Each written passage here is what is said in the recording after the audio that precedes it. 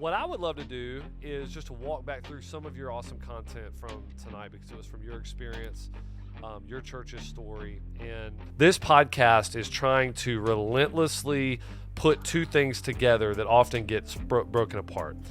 We want to talk about sending, we'll shout it from the rooftops, but we sort of, about growing, it's kind of hushed tones sometimes. And we're trying to say, man, you don't get one without the other, and we need to talk about both of them positively.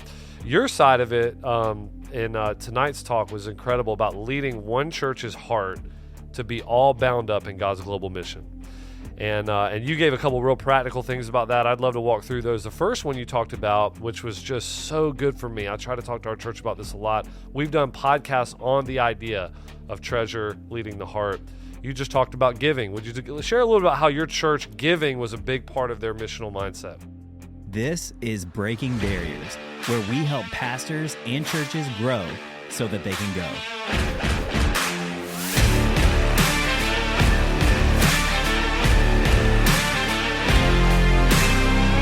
Well, hey guys, welcome to the Breaking Barriers podcast. My name is Pastor Andrew Hopper, and really blessed today to be here with Pastor Bryant Wright. We are actually on site at the pastors conference for the North Carolina Baptist State Convention. You have just walked off stage, and hopefully you're still geared up enough. It's been a long day of travel and all of that. Pastor Bryant, we thank you so much for jumping on our podcast here with us. A lot of our guys may not come from the Baptist world, or they might be a good bit younger. I would love for you, if you wouldn't mind, just tell us a little about who you are, some of the ministry God's allowed you to do, and family, or really just anything you want to share to introduce yourself. Well, I've been married 50 years this past August, so that's pretty exciting. That's awesome. I married a great lady, and to have your spouse after all these years still is your best friend. There's not many blessings better than that. And have 3 grown sons, 7 grandchildren. My oldest son is a pastor in Birmingham, and George is being blessed there in a great way. And just to see your 3 sons marry 3 great Christian gals, it's just really thankful incredible for that. And at the same time, parenting never stops. 2 in their 40s, 1 who's 38 now, and they're still parenting challenges that come up. It's every phase of life in doing that, but very thankful. And real quickly, I was in the business world a few years after college and was called into ministry and went to Southern Seminary, the most miserable experience of my life, because in those days, Southern had really drifted to the left theologically, and it was so depressing to have the sacred things of the faith mocked in class day in and day out. And, of course, all that's changed with Al's leadership, and all 6 of our seminaries are so healthy now. But it was not easy. Right. It was really a tough stretch. After seminary, went to Second Baptist Houston, where Ed Young had gone to pastor. And Ann and I met in First Baptist Columbia when I was at the University of South Carolina, and he was pastoring there. So when I finished seminary, I was sure I was going to pastor, but I asked him to be a reference, and he said, why don't you come on out and consider a few years here? So that was a great time. Yeah. Really was. Learned a ton about church, especially after the doldrum of seminary, to go to a church that was being revitalized. It was really very exciting. And then was led to come be the first pastor at Johnson Ferry in North Atlanta, and stayed there 38 years. There's not many planters that stay in one place for 38 years, but the Lord allowed us to be there. So now leading Sin Relief and enjoying what this new chapter in ministry is all about. Right, and you had the privilege / burden, I would imagine, of leading the Southern Baptist Convention. Yes, that was 2010, 2012. And, Andrew, people talk about, I know you're glad and relieved when that was done, but honestly, it was like a front row seat on so many great things that are happening in churches in our convention and with our entities, our seminaries. I really enjoyed the experience, but it is like 2 full-time jobs. You do need rest when it's done. Right. Was told by one of the former presidents that, Bryant, you can be in your church as much as you are now on Sunday morning. It's just if you're just willing to travel all throughout the week. And that's really what it was. And, when you live in a big city like Atlanta, you can be gone all week. If you're there on Sunday morning, people in the church aren't aware of it. Yeah. So it was at a time we were at empty nest, so Ann could travel with me a lot. And really, really meaningful time. Well, man, we're grateful for your service in that, and I love the fresh perspective on it and the positivity on it. So that's cool. Big Gamecock fan, right? I am. We had a big win. That's last I saw. night against Yeah, the I saw. Aggies. Yeah, that was kind of unexpected, big, but thankful. That's, for that. When you're a Carolina fan, as they say about the Carolina alumni, the Gamecocks are always just good enough to break the heart of their alumni.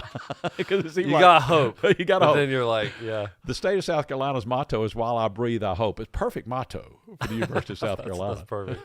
Well, I'm a big Gator fan, so I know but we're same family maybe with the SEC well, we're stuff. very thankful for the first coach you sent us. The second one wasn't quite that. Yeah, Muschamp. Yeah, you're right. Spurrier was great, though. Spurrier was the man. You said that tonight in your talk. You said, "Who's the best coach of all time?" I wanted to yell Spurrier, but I know you had a point. Well, with it's Saban hard to argue with Saban six national championships. I know. Well, man, we really appreciate that. Thankful to you for coming for our pastors in North Carolina, but also for being on the podcast. What I would love to do is just to walk back through some of your awesome content from tonight, because it was from your experience, your church's story, and just a little bit for you to know about our podcast. So we believe that churches can grow without going, but they really can't go without growing. If they're going to be a going church, ascending church, a going church, they've got to be reaching people in their own backyard, and there's got to be a harvest that's happening. So this podcast is trying to relentlessly put two things together that often gets broken apart. Yeah. We want to talk about sending, we'll shout it from the rooftops, but we sort of about growing, it's kind of hushed tones sometimes. And we're trying to say, man, you don't get one without the other, and we need to talk about both of them positively. Your side of it in tonight's talk was incredible about leading one church's heart to be all bound up in God's global mission. That's right. And you gave a couple real practical things about that. I'd love to walk through those. The first one you talked about, which was just so good for me. I try to talk to our church about this a lot. We've done podcasts on the idea of treasure leading the heart. Yeah. You just talked about giving. Would you share a little about how your church giving was a big part of their missional mindset? Well, as I shared tonight, our first ministry budget of $88,000 for the whole year. I'm sure there are probably a lot of pastors listening or ministers that their church doesn't have a budget that small. There may be some that do, but that was where we began, meeting in a doctor's office there in North Atlanta. And we just decided to tithe to missions. And I didn't realize the significance at the time, Andrew, but when I was preaching through the Sermon on the Mount and Jesus says, where your treasure is, there your heart will be, I thought, well, that was significant because we started giving to missions when we didn't have many dollars at all. Right. And said we were going to at minimum tithe to global missions. Well, I feel like God began to give us a heart for missions in doing that. And I think that's true wherever we give our dollars. The heart is going to follow. Jesus makes that very clear. And so it allowed us to keep raising the percentage as God kept blessing our congregation with more growth and more income in doing that. And then we decided to give the first 10 cents of every dollar to each building campaign to global missions. And then in our last 3 capital campaigns, we gave the first 20 cents of every dollar given to the capital campaign to global missions. So once again, though, as God blesses you, then it's not so that you have more for self, it's so that you can give more, so that you can bless more. Right. And we saw that principle work at Johnson Ferry. And you felt like it really tied the church's heart to the mission. You know, when you're leading with your money, I mean, there's a reason why Jesus talks so much about money. That's right. You can lead the heart with dollars. And not only that, he really is communicating in the Sermon on the Mount that the major competitor for our heart is money. Right. No matter whether you're poor or rich, it's still the major competitor because the poor person, they're just dying to have more. The rich person tends to be dominated by their money and how they can use their money. So it's a major competitor there, and I think that's why Jesus teaches so much about that. We talk a lot about how money can mimic God in a lot of ways. Yeah, that's right. That it can give for you security. I mean, talk about that. Some of the things that you've seen pastoring over 30 years in the same location, in a place like Atlanta. I mean, I'm sure you had a lot of affluent people. I mean, how are people dominated, as you said, by the love of money?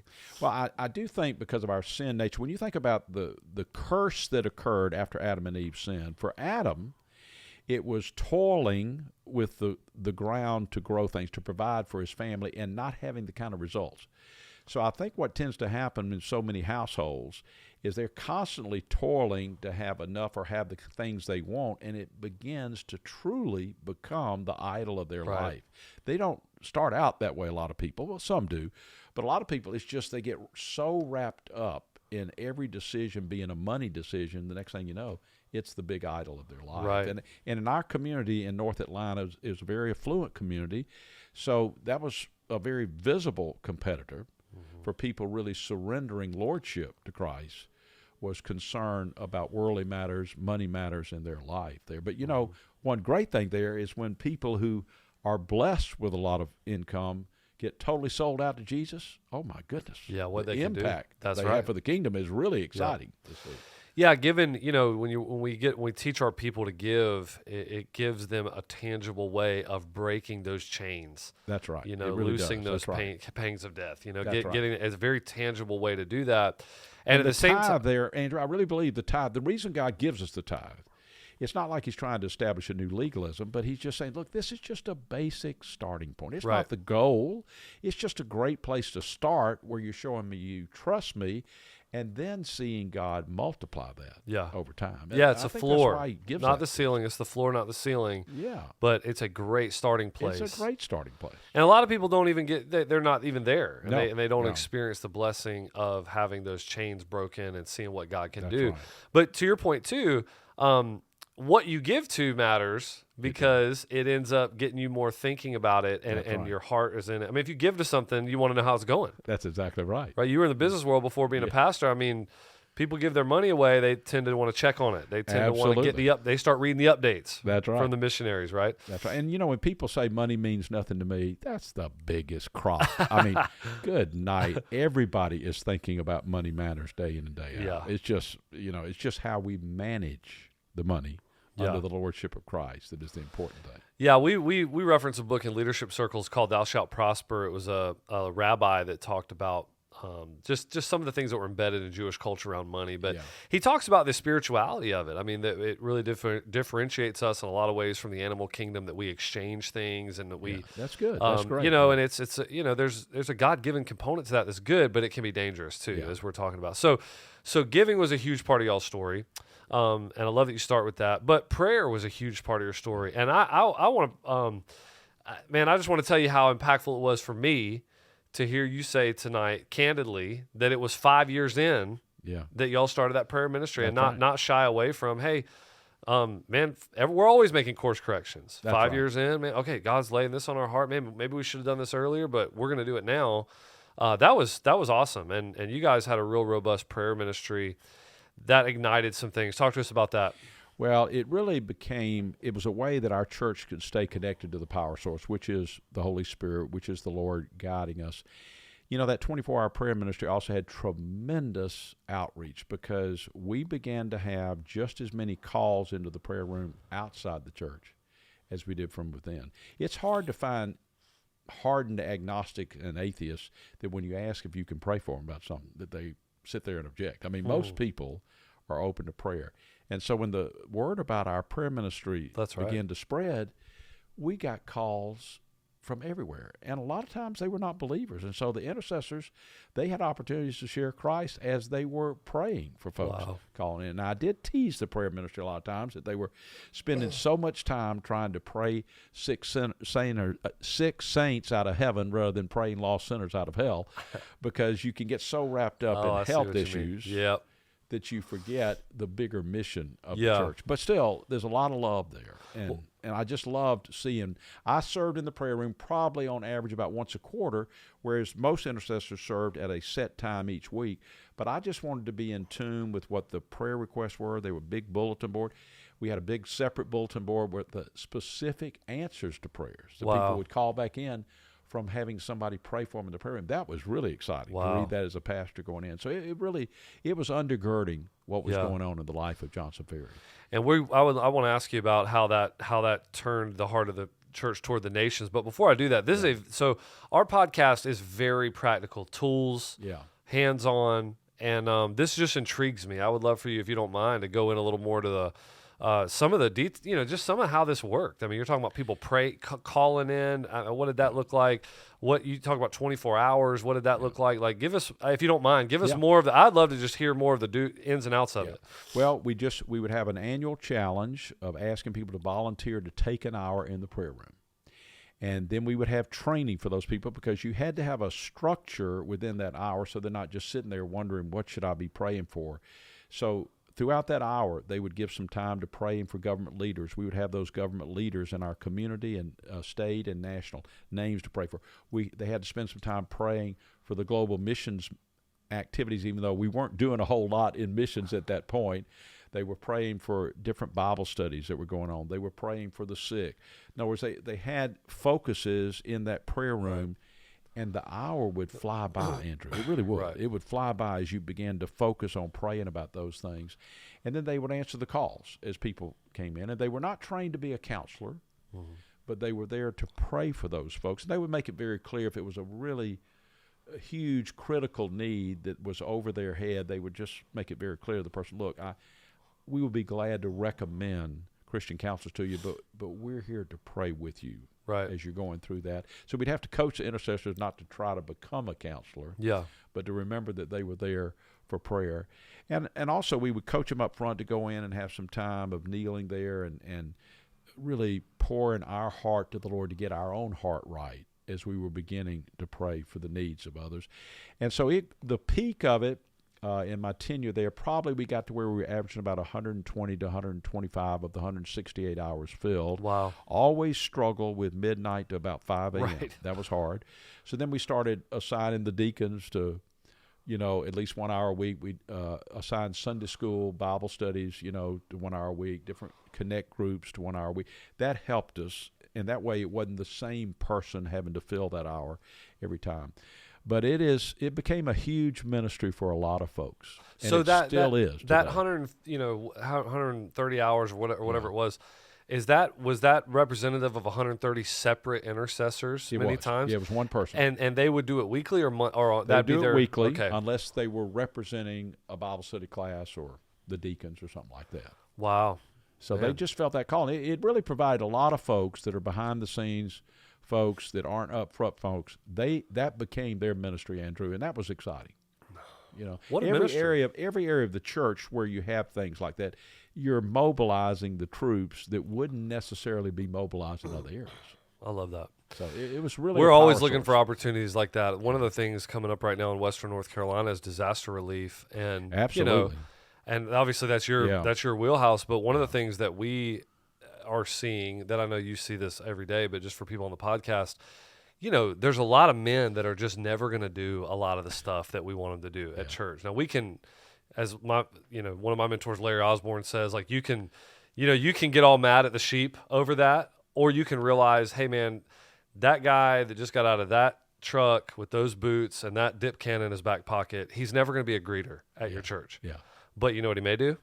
He may go out to Western North Carolina and clear roads when the time comes. He might make sure those generators will fire up every week, so that we can make sure they stay ready to roll. And so my point is, like you're saying, there's places where we need to work harder to get everybody engaged. Right. Because some people just are not up front folks, but the idea, and some people that are up front, it was kind of terrifying to them to think about spending a whole hour alone in the prayer room, versus some people, it became their ministry. Right. They got excited. And you guys had a room at the church office? Had a room, and the prayer ministry coordinator would check the request. They would check the answers to prayer. They were keeping that prayer room and a lot of the paperwork of it up to date, so that every new intercessor that came in there, it was always current about where we were. And you need a champion. Yeah, right. Even if it's a volunteer, we had a staff person, but you need a champion that's just going to be passionate about that ministry to keep all that going. And I'm putting you on the spot here. I mean, how integral to the Johnson Ferry is a very successful story in the kingdom. I mean, I know, but it is. I mean, it grew to thousands of people, sending hundreds of missionaries. How integral was that prayer ministry to everything y'all saw? I just think it was our power source. We were connected to the power source. And, when the missions thing took off, I think a big reason, as I shared tonight, the Kyrgyz people group, we were asked to pray for them, and God opened that door. And as missions took off in Johnson Ferry, those intercessors, every week when they came in, they had a mission trip to pray for. That's right. Because, when you're sending out about 2,000 of your members every single year, that's a mission trip being commissioned almost every Sunday in the life of Johnson Ferry. Right. And we had the names of those on the trip in the prayer room, so they would look at those. They'd know some of those people. That's right. So it just energized all that and having it undergirded with prayer. Well, you're lifting the lid for me with this right now. I mean, just literally in this conversation, because we're setting goals around short-term trips. And, we probably had 500 people on a short-term trip this year. And I'm realizing, man, we have some limited mindset around that. We need to expand kind of the way we're thinking about percentage of the congregation that can go, and how much the prayer ministry is so vital to that. Hey, would you mind telling the story about how Johnson Ferry single-handedly took down the steel curtain, the Iron Curtain, and the communists? I think that was what you said tonight. That you guys singularly. We took credit for it. That's right. Yeah. But when the IMB, International Mission Board, came and asked us to pray for an unreached people group, the Kyrgyz group, they were behind the Iron Curtain, which the younger pastors, Andrew, wouldn't know what that is, so tell them to ask their dads or grandparents. But the Soviet Union wouldn't let you in. It was closed off. And so all we could do was pray. And 2 years after we made that agreement and began to pray for the gospel to go to the Kyrgyz group, the Iron Curtain fell with the end of the Soviet Union. So we got to send folks in, and Johnson Ferry was taking credit for the fall of the Soviet Union by praying, and it was a joke in the church. But at the same time, it wasn't a complete joke, because we did get to go in. Praying, and we started sending in business people to teach them how to start a business. They were communists. They didn't know anything, totally dependent on the state, but they were all trained to share the gospel. And sent in medical mission teams trained to share the gospel, and it just opened the door for the Kyrgyz people to become reached, in the sense they're not a majority reach, but where at least the witness of Christ in churches are now planted among the Kyrgyz people today. So unreached, pretty much, maybe unreached, unengaged. Yes. As far as the IMB knew at that point. In the late 80s, early 90s to now, right. Churches, and man, what an incredible story. And certainly the prayer ministry, you talked about how, we've had the largest drop in unreached people groups, right? In the last 12 years. The last 12 years, it's the fastest drop in the history of the church. So God is up to something really big. But I think American Christians are so jaded. We've had so many opportunities to hear the gospel, for people to be reached with the gospel. We don't realize how responsive a lot of these unreached people groups are when they finally hear the gospel. It's amazing what the Lord is doing. But He's going to always use us. God may prepare the way through dreams that Muslims are having and all those kind of things, but they still need a messenger of the good news to come and present that to them. Well, that's great transition to this last. So you guys, gave, prayed. Talking about building, 3 steps to building a church culture of missions. These are great. And the third one is this thrilled my heart. Okay, and if I can, just for a moment, I know you see this all the time in your seat, but in my seat with my contemporaries, sometimes I get this sense, and we've done another podcast on this exact thing, that the short-term mission trip, I don't want to overspeak, but maybe for the sake of just making the point, has almost fallen out of favor a tiny bit with. You have a lot of is it poverty tourism? Is it really meaningful? You kind of have some of the cynic wants to come out of, it's 12 students going. How much are they really doing? And a lot of missionaries that are full time, they are cynical about short term trips. It's both ways there. Well, let me just share this. We made a lot of mistakes. We had to learn some things along the way, and one of the things we learned is every mission trip needs a champion. They need a leader, be it lay or minister. We also learned that we needed to be invited to go. Now, we may contact a ministry somewhere around the world, but we wanted to be sure that they wanted us to come rather than just trying. You send 50 kids somewhere where they really not interested in you coming. That's just a hassle. That is right, yeah. So you wanted to be sure that there was a specific need. Thirdly, and this is what I love about Sin Relief, we are all about serving the churches. The churches there, no matter how small or big in that community, they're going to be there.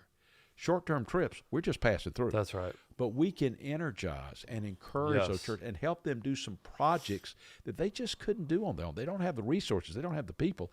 But then the short-term trip comes in, and that church is energized, and that church has a better name in the community because they've been caring for folks in a different way, whether it's service projects, whatever it may be. Plus, it's hard to find a career missionary that didn't first go on a short-term trip. That's exactly right. It's just hard to find it. That's right. So we called it getting your toe in the water. Yep. The majority are not going to be called to be career missionaries, but they get their toe in the water to be willing to go cross-cultural. And then, Andrew, they come back so much better Christians because they have the world on their heart. That's right. Because you leave a part of your heart with that people group that you've gone to share the gospel with. You leave a part of your heart there. So you don't look at church the same. Right. After all. So I know they're justifiable criticisms of short-term trips, and there's cynicism about it. But I think with the right training, with being sure that you're wanted where you go, where you realize you're going to serve the folks there, not to be the big hero to come in and make everything right, to serve the folks there on the ground, then it becomes a wonderful experience for so many people. And I'm so big on them because we were frustrated after about 6 years. Our mission pastor and I had this discussion. Why aren't people being called to career missions? I mean, what's the deal here? They're taking all these trips. But it just took a little time, Andrew. And then we saw, 4 went last year. Now 8 went this year. Right. And then 3 went this year. Then 9 went this year. So it just was building over time. And it doesn't happen instantly. Right. It's lead measure. We talk about lead measure, lag measure. You know, it's like if all you focus on is the career missionary. But if you focus on, man, let's get students overseas. Let's make sure our college students are going on trips. We at Mercy Hill, I agree 1,000% with what you're saying. I mean, we believe the largest funnel, you know, and the starting place of it all for us in our pipeline is getting people on short-term trips for the exact reason that you said. Yes, is it helpful to the mission teams overseas? Absolutely. We want to make sure of that. But we know those people are going to come back with their heart tied up. That's right. In what God is doing. I heard, I was at a thing where I heard Paul Chitwood say that the IMB had invested, and I haven't tracked this down, but I know he said it because I was there. He said that the IMB had done a study that people that have gone on short-term trips are 4 times more likely to pray, give, or go to the nations themselves. Let me say a couple things about that. Early on, we decided to cover half the cost of each person going on a global mission trip from Johnson Ferry. That's a huge commitment, but we started very small. I mean, that first trip was about 30 people. But we kept that commitment, Andrew, to where the church covered half the cost. Well, you got 2,000 people. That's right. Going on a mission trip during the year. That's big dollars. So then we decided that a major part of our annual global missions offering, in addition to what we gave out of the budget, like to cooperative program, Lottie, or different non-denominational ministries, whatever it was, about probably 80% of the annual global missions offering went to cover that 50%. Right. Because when people go, it so stirs in their heart that they want to give. It was not like the church was losing all this money doing it. It grew as the church grew, and those people wanted to give because they saw how the lives were impacted in the process. So it's a huge commitment, but realize we started very small with just one trip, and it just kept multiplying over time. So, but once again, that's money that you're investing for the building up of the kingdom in doing that. And I asked Pastor, would you just think about some way that you could help underwrite the cost? Because then more people will be willing to give up vacation time, be willing to give up spring break time and go. But the second thing came far into the process. And this is where I was so slow. I'm so dumb on this. I should have learned it overall. But I began to realize that we were having about 50 to maybe 70 people go through evangelism training on an annual basis. No matter how much we pleaded, urged them, it was pitiful. It was pitiful for a church our size. So we made a decision. When we were, at the time, sending about 1,500 a year, nobody goes, they don't get on the bus or the plane unless they've gone through evangelism training. Oh, that's great. That year, including the senior pastor. So we changed the approach each year, whether it's 3 circles, 4 spiritual laws, peace with God. It was different each year, but every year, if they were going to go on a mission trip, they had to go through evangelism training. So we went from 50 to 70 a year to about 1,400, because some people would go on more than one trip overnight. Well, think what that does to your local church. That's right. But then they had a purpose. They had a purpose for the evangelism training, and then we realized how convicted people were when they get back to North Atlanta. They never even talked to their next door neighbor about anything. Exactly. But they had a deeper conviction about it then. That is such a practical tool, man. That is an incredible insight. And, man, I think that's something that people could and I don't care if their church is 3,000 or 300 or 30 people. Right. Most of the guys that are listening to this podcast, they would love to, or they probably are already in the process of thinking about a mission trip for their church. Boom, evangelism training. That's a great practical tool. Just don't let them go unless they go through evangelism training. And be sure that the senior pastor and all the staff goes through it as well. You don't want to exempt. So I would go through it every year. Go through the training, just because I felt like it was important to set the example. Plus, one other thing, as the church grew, it was very clear that every minister on the staff needed to go on at least one mission trip every year. Yeah. Man, preschool minister, sports and fitness minister. I mean, now, did you guys pay for half of the? Is that the way with the staff, or did y'all try to actually get them and maybe put that as for the ministerial staff? We covered their whole expense to go. It was a part of their calling as a minister. And then if they were one of the lay leaders on a mission trip, their whole trip was covered too, because they had the responsibility of leading that group. That's so honoring to them too. That's right, because they're really giving an extra mile to do that. Absolutely. Well, Pastor Bryant, thank you so much, man. We're going to leave it there. Thank you for what you're doing for Sin Relief, and thank you for being with us today, man. It was great having you. Thank you. Good to be with you, Andrew.